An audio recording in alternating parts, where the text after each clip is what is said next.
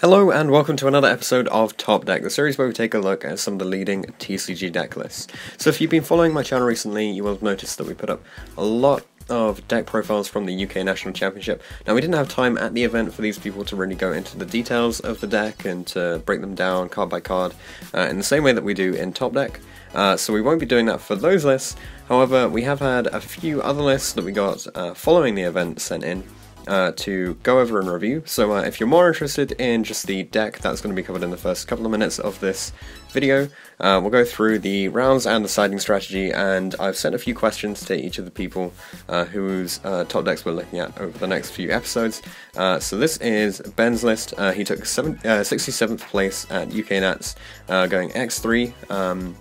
So this is a 41 card Lightsworn list. It's pretty interesting. He actually emailed this list to me, so feel free to do that if, say, you can't get in touch over Facebook or whatever, or you can't find me. My email address is in the description of the video, so you can just check that out if you want to get in touch about the series. So we're going to run through this list and get on in the usual manner. So we start off with Triple Wolf, Triple Fellis. I don't think I've seen this in a list for a long time. Double Raiden, Double Lumina, Triple Snow, which I think is a little bit more unconventional for a 41 card list.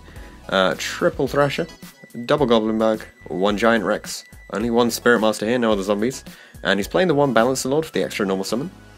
Triple Ash Blossom and Triple Droll, the best hand traps of the format. Triple Solar Recharge, Triple Charge of the Light Brigade, Triple Call by the Grave, Double Gold Sark, one Monster Reborn, one Foolish Burial, and one Rota. For the extra deck, Double Minerva. I guess it's necessary in such a small list without Grass being available. One Dweller, one Tornado, one Amaterasu, one Utopia the Lightning, and one Utopia. Omega, obviously, a Black Rose, a Michael. There's a Dragster in here now because obviously it's legal and it's fairly easy to make. Borrowload for when you need it. Decode, Curious, and Underclock. For the side deck, Triple Veiler, a Triple Shared Ride, Triple Hatronade. This is a pretty interesting choice. I think Marcello made it as well at his own Nats. Triple Twisters, and Triple Red Reboot. So that is it for the deck. So we'll go on to the siding strategy now. So against the Trickstar, Sky Striker, and hybrid, any hybrid version of Sky Strikers, basically, when going first, he's putting in the Triple Shared Ride because you want to accumulate advantage from that, taking out the fairly easy side outs of a Balancer Lord, one Fellis, and one Recharge. For going second, he's putting in Triple Hatronade because obviously they do set cards, and you want to be able to trigger multiple back row as soon as possible, especially if they have something like a Scapegoat. You want to be able to trigger it early so that you can blow it out later. And then he's taking out the same cards again, going second. For Altergeist, so going first, he's putting in Triple Red Reboot and Triple Twister. Red Reboot still really strong going first, taking out the Cold and the Droll there. Going second, puts in exactly the same thing, takes out exactly the same thing. The deck is slow enough that your siding strategies for first and second tend to be fairly similar if one of them is a Red Reboot and you're not putting in, say, an evenly matched or something like that. And then his final siding strategy is for Draco. So these are the three most important matchups that he thought he would face, just Sky Striker variants, Altergeist, and Draco. For Draco, putting in Triple Shed Ride going first and taking out Triple Cold, because obviously they don't tend to have too many hand traps. I mean, they might side in Cherries or something, but that's not really hitting your deck when you're playing a Lightsworn build. And for going second, he's putting in Triple Twin Twisters in order to out all of the back row, and taking out the Triple Cold again. So that's the siding strategy covered. As for the rounds that Ben played, so round 1 he actually went up against Herald, and he went 2-0. Round 2 he went against Invoked Infernoids. This is pretty interesting, and went 0-2 there. Then against Magicians, 1-2. Cosmo Demise went 2-1. Goki, so back into the meta again, went 2-0. Two Sky Striker Trickstar matches in a row, went 2-0 each time. Then he went up against Mech Knight Sky Striker Trickstar, so I believe this is one of the Disciples, so they made it into top 16, and he went 0-2 against them, unfortunately.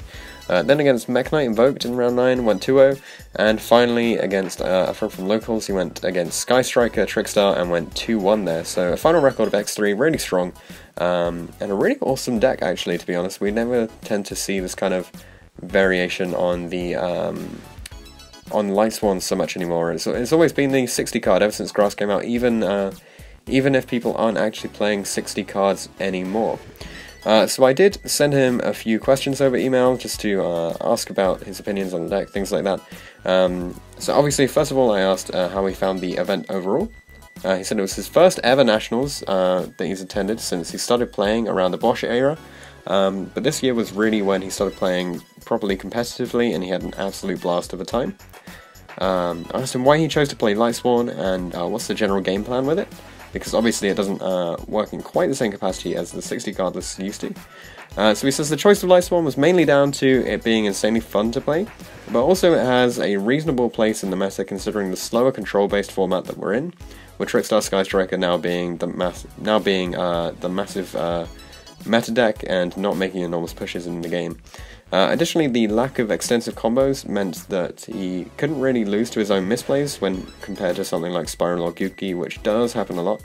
The main game plan of the deck was to set up at least a Minerva not turboing out Curious. Minerva plus Hand Trap felt like enough to fend off Trickstar Skystriker in the early game, and then later in the game you can explode when your grave is ready and you push for game fairly easily. The playstyle is a lot more conservative than most would expect with this kind of deck. A big board was only ever really made when game was guaranteed. The deck was built with Skystriker Trickstar as the main threat, so the aim was to keep up with their pace, and then eventually grind them out whilst recurring snow. So then, I mentioned it a little bit earlier, I don't think we've seen Fellas in Lightsworn deck in quite a while, so I wanted to know how it was for him. He said it was really amazing as it provides wolf-like free summons, and also the inclusion of Balance Lord makes summoning it from hand reasonably easy. Additionally, its on-field effect comes up quite a lot. Then I asked about, well, basically I said it looks kind of like he took the typical 60 card list and stripped it down to the most important combo cards, and I wanted to know if he ever missed the things that are obviously taken out from that, things like the zombies and the dinosaurs. He said, whilst I played a lot of 60 card last format, this deck was based more around Nick Convery's 40 card list that topped a couple of ARGs. The deck space felt really tight, far too tight to consider the zombies or the dinosaurs. Whilst the power plays were missed all the time, they weren't really necessary to keep pace with the meta of Trickstar Skystriker, and the aim was consistency over ceiling due to the longer event. As for the side decks, we saw the Hatronade in there, which I don't think many people played at UK Nats, although I know a lot of people were considering it, so I wanted to know how he felt with it.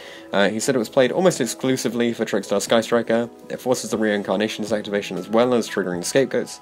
By forcing these, you take back control of the game state in what feels like a control-heavy format. From chatting to other players and opponents at the event, many people considered it but didn't playtest it, so decided against it.